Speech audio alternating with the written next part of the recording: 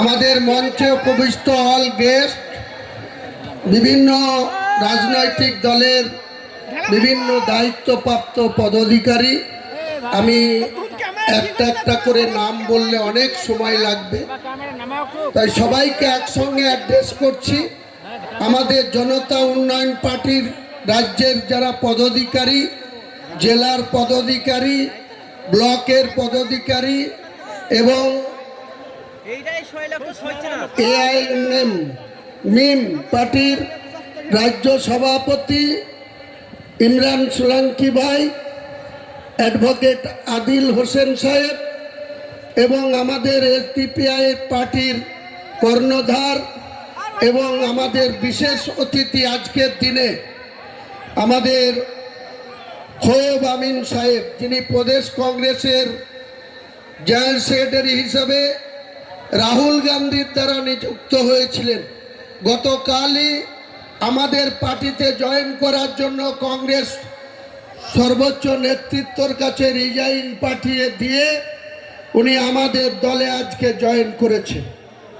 আমাদের রাজ্যের বিভিন্ন জেলা থেকে, প্রান্ত থেকে আজকে আমাদের ডাকে সাড়া দিয়ে যে সমস্ত রাজনৈতিক দলের মুসলিম লীগ সহ, আজাদ সমাজ পার্টি সহ যিনারা এসছেন, মিম সহ সকলকেই আমার পক্ষ থেকে সালাম জানাই, আদাব জানাই, কুর্নিশ জানাই। এই কারণে যে আমাদেরকে একটা বৃহৎ অশুভ শক্তির বিরুদ্ধে রাজনৈতিকভাবে লড়াই করতে হবে।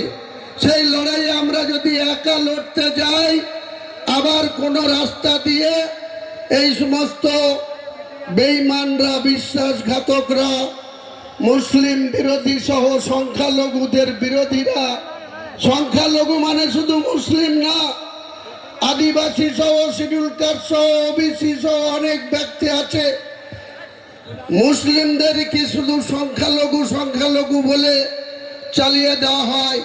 সমাজের বঞ্চিত, লাঞ্ছিত, অবহেলিত মানুষ কিন্তু সব জাতিতেই বিলং করে।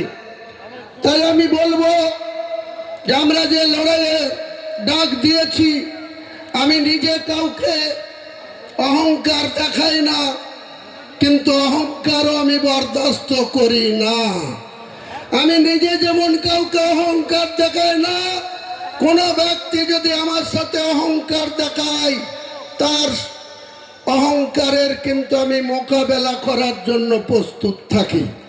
এটাই আমার চলার আদত, এটাই আমার চলার বলতে পারেন যে মেন স্ট্রিমের লাইন। কেন আজকে আমাকে সাসপেনশন বিধায়ক 69 ভরতপুর বিধানসভায় যখন 2021 সালের পশ্চিমবঙ্গের তৃণমূল কংগ্রেসের বিধায়কদের 294-এর মধ্যে 3টে সিট দার্জিলিংয়ে ছেড়ে রেখে 291-এর প্রার্থী তালিকা করেছিল, তখন এই হুমায়ুন কবিরের হোম সিট রেজিনগর বাদ দিয়ে তাকে 69 ভরতপুরে পাঠানো হয়েছিল। এই দলটা একবারে অঞ্চল থেকে, বুথ লেভেল থেকে ব্লক লেভেল, জেলা লেভেল, রাজ্য স্তরে পর্যন্ত দ্বন্দ্ব আর বিভাজন আর তুলাবাজি করার দল। এই দলটার কোনো নিয়ম শৃঙ্খলা কেউ মানে না, একটাই পোস্ট, বাকি সব ল্যাম্প পোস্ট। জন্মলগ্ন থেকে রাজ্যের সভাপতি মাননীয় সুব্রত বক্সি, তাকে শুধু শ্রীখণ্ডী করে রেখে দেওয়া হয়েছে। তার কোনো কথা মমতা বন্দ্যোপাধ্যায়ও শোনেন না, তার ভাইপো অভিষেকও শোনে না, তৃণমূলের তুলাবাজ মাতব্বররাও কেউ শোনে না। কিছু একজন নেতা করিমপুরে বিধানসভা লড়তে গিয়ে একটা লুঙ্গি পরা লোকের লাত খেয়ে ঢোলকলমি ঝরে গিয়ে পড়েছিল। সেই নেতাকে নজরুল মঞ্চে তৃণমূল কংগ্রেস জয়েন করিয়ে 1 মিনিটের মধ্যে সহ সভাপতি করে দিল।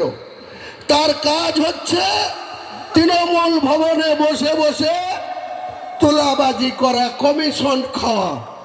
যত মুর্শিদাবাদের নেতারা ফোন করে বলবে আমাকে একটাই কাজ পাইয়ে দেন, তিনি সঙ্গে সঙ্গে কোনো দপ্তরের প্রিন্সিপাল সেক্রেটারিকে, পঞ্চায়েত দপ্তরের প্রিন্সিপাল সেক্রেটারিকে, খাদ্য দপ্তরের প্রিন্সিপাল সেক্রেটারিকে, বিভিন্ন আধিকারিকদের আগে 4% কমিশন বুঝে নিয়ে তারপরে মমতা বন্দ্যোপাধ্যায়ের ক্ষমতার একটা ইউটিলাইজেশন সার্টিফিকেট দিয়ে দেবে।